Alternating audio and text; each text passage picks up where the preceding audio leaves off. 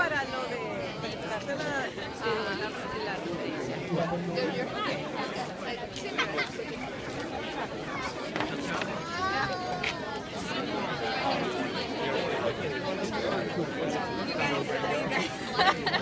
Where for me? 9 years she's coming somewhere. I love Claro. Esa es la única manera. No, y la gente estudiando allá arriba que...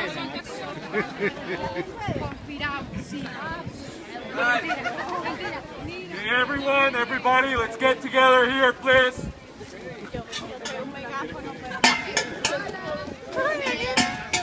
Okay, once again, I know we're all getting together again, and I just want to thank everybody for coming. I know some of you are coming from Ohio and then the other side of Michigan, so thank you. This means a lot. I know that this is what we need. We need a Venezuelan community. We need to raise awareness because that's what we can do. I know most of you know what's going on in the situation, but... Well, we want to start off first, of course. Thank you guys. What we want to do now is we want to give a moment of silence for the people who have died in Venezuela, for what's going on.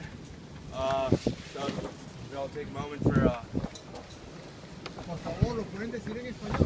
Sí, tomamos un minuto de silencio por todos los muertos en Venezuela, los que se han ido luchando por la libertad de este país, por nuestros derechos, y por que salgamos adelante. Amén.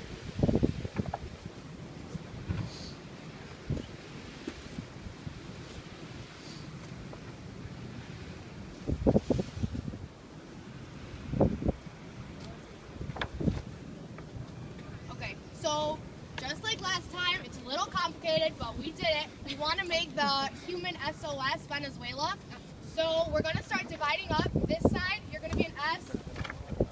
Sí, ahora dilo en inglés y yo lo digo en español. Okay. Middle, you're going to be an O, and then this side, you're going to be an S. All right? Ok, entonces lo que estaba diciendo Sayana, vamos a hacer el signo de SOS, y entonces este lado S, en el medio una O y este lado otra S. Before we do this, we do have a very, very, very special guest who is going to actually speak of his experience. He actually was protesting. He's been out there for a week and a half. He just got here Thursday. And Alejandro? Well, first of all, a round of applause.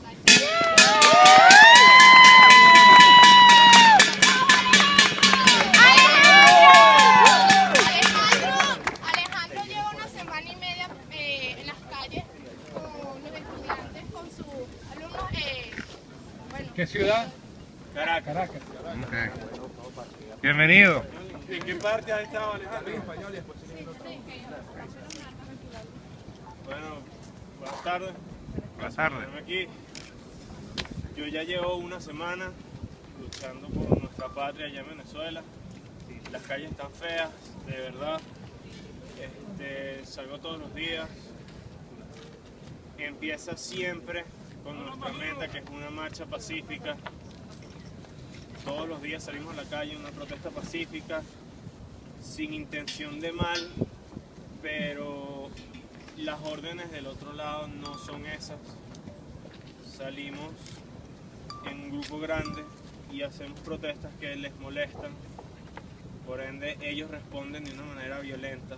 Por ejemplo, el día 14, Día de la Amistad, Día del Amor, salimos a protestar a la autopista Francisco Fajardo en Caracas y la misma policía, la misma guardia nos dijo: mientras ustedes no hagan nada violento, nosotros no les haremos nada, y nosotros le tomamos su palabra. Estuvimos sentados en la autopista sin hacer absolutamente nada, simplemente trancando el tráfico, y como a golpe de las 6:30, sin previo aviso, llegó la ballena y nos lanzaron la ballena. Luego de eso, obviamente, hubo una reacción de la gente para defenderse, y a medida que la gente se fue defendiendo, los guardias aumentaron su fuerza, empezaron con bombas lacrimógenas, lo cual nos sacó de la autopista como sardina en lata por la salida de, si conocen Caracas, la salida que da hacia Bello Campo. Después de eso, me quedé atrás ayudando gente, ofreciendo vinagre para las bombas lacrimógenas. Y no se les ocurrió más nada que lanzarnos camionetas con guardias que abrían la puerta de atrás y disparaban perdigonazos.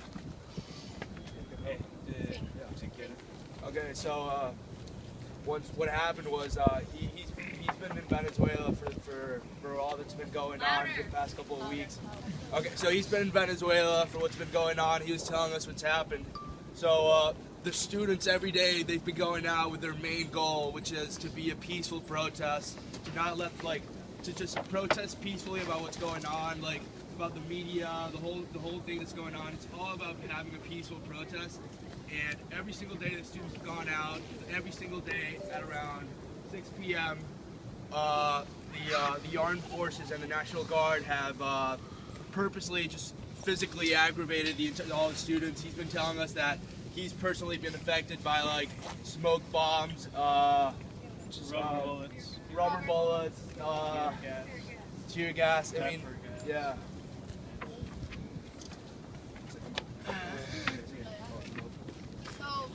Well, this is a reflection of just the meaning of that we can't give up. We already started this, and we're gonna be there next week, and we hope to be part of this and fight for our country so we can hopefully get through this and have a country that we all deserve. And well, so. Is there anybody else who would like to say anything about what's going on? Oh, okay. Como dijo Leopoldo López, justo cuando lo arrestaron. El que se cansa pierde, y es verdad, en el momento que se enfríen las calles en Venezuela, el gobierno va a responder de una manera mucho peor de lo que ha venido haciendo estos 15 años pasados. Si nos cansamos, se acabó la libertad en Venezuela por completo, peor de lo que está ahorita. Sí, tengo algo que decir. So how Leopoldo said when he was arrested, whoever gets tired loses, and you know, if we get tired, if we give up on what's going on, the government's gonna be a lot worse. Like the consequences are gonna be a lot worse, and we can't give up. We gotta keep showing our support. Like what we're doing here, it's unreal, and this is happening in at least 150 cities throughout the world right now. All showing support for what's happening in Venezuela. Gracias por la oportunidad. Gracias por estar con ustedes.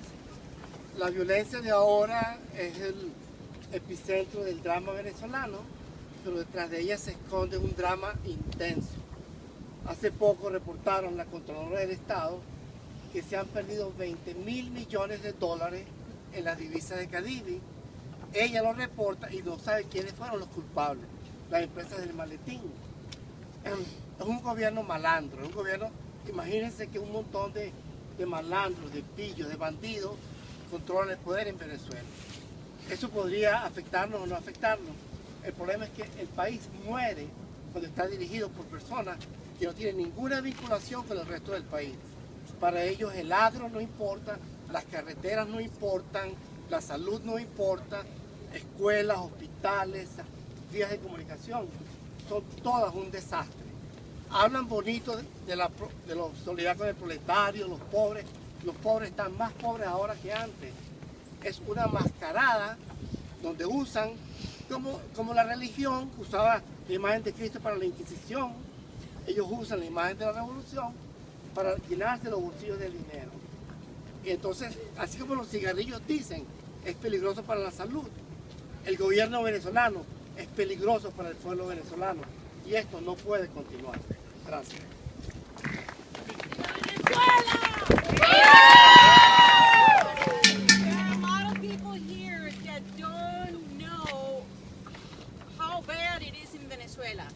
There are no medications for people that have cancer. There is no medications or supplies in the hospitals. There are babies that are being born that are kept in boxes, and I have pictures of that. Instead of having the regular bassinets in the nursing. In a wealthy country. Yes, and a country that would be have all the money in the world to have the best medical system and the best hospitals and the best universities, but is so corrupted that's why it's going nowhere unless we all do something about it to wake up the people to know that this cannot go on. Thank you.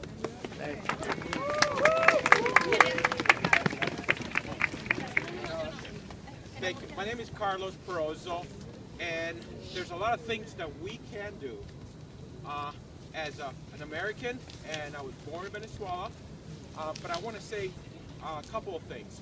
Number one, around the world, countries, governments are not saying anything. They're kept quiet.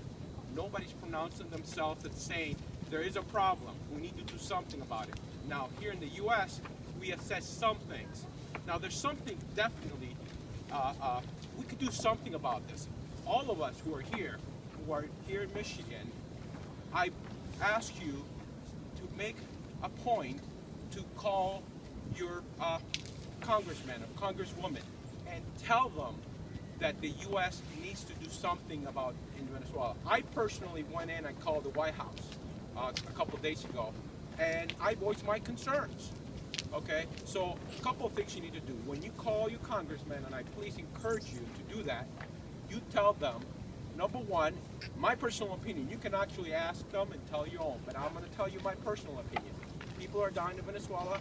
There's a lot of problems, and number one, they're blaming the U.S. for quote-unquote sponsoring this, which is BS, of course. So I would encourage you to call your congressman and tell them, we, as an American and as the U.S., need to put pressure around the world so that the politicians all over the world start calling Venezuela and telling them, you have to do something about this. Because if we do not say anything about this, nothing will happen. Everything will stay status quo. That's all I have to say. Thank you. Thank you. Thank you. I want to say something. It will take me a second. No, of course, no worries. Sorry. Okay. My name is Carmen Maria. Maybe some of you guys see me in Venezuela, in the, Venezolanos in West Michigan or SOS and being.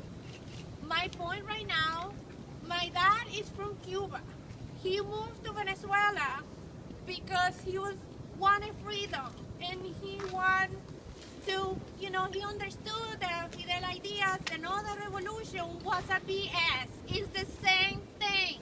Since, my grandma moved with my grandfather to Venezuela, but other people, they were the only ones who realized that was a BS.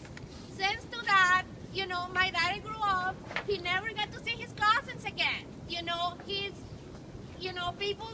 People in his family die out of ridiculous sickness that can be so easy to prevent, and just because they stay in Cuba. I'm not saying let's move to another country, or anything like that. I'm just saying it's now or never. So tomorrow is another protest in Detroit. I hope all you guys make it. 2 p.m. Campus Martius. I'm not pronouncing it good. I want to see you guys, please, there. Let's go what the other person said. Let's go to the White House. Let's put stuff in our car. The world needs to know because it's now or never. Thank you.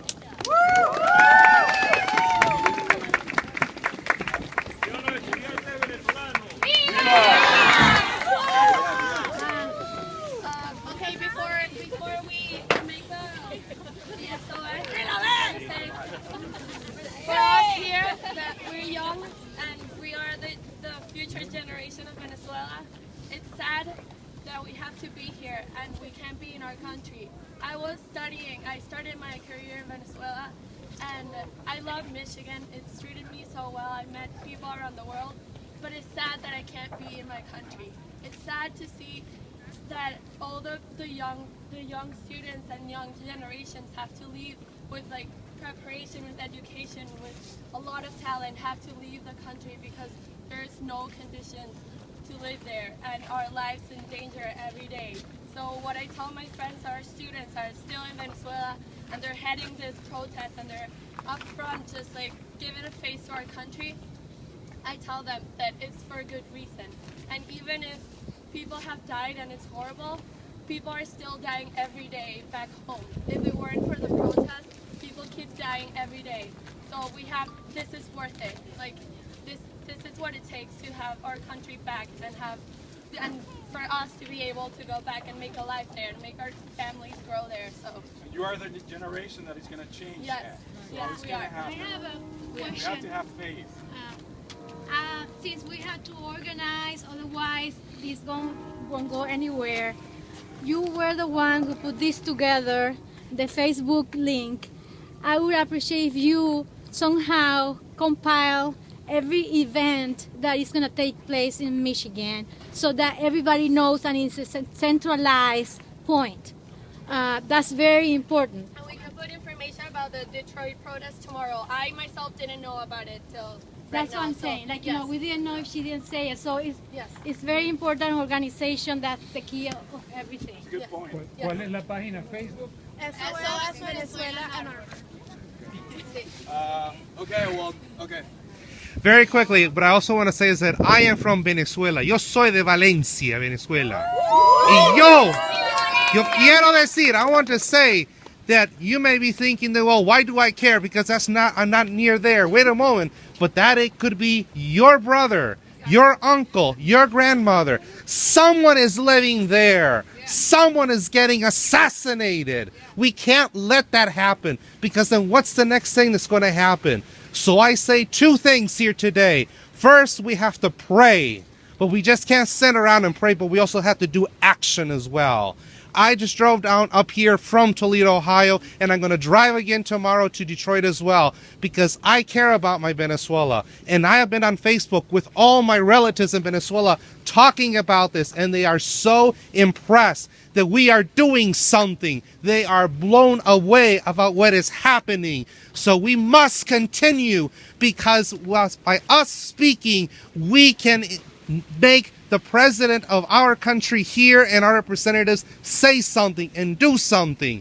If not, more blood is going to be spilled in vain. Do you want your brother or your sister or your grandmother to die in vain? I have a wife, a beautiful wife, and another beautiful son that haven't seen my Venezuela yet, and I want to go back there again.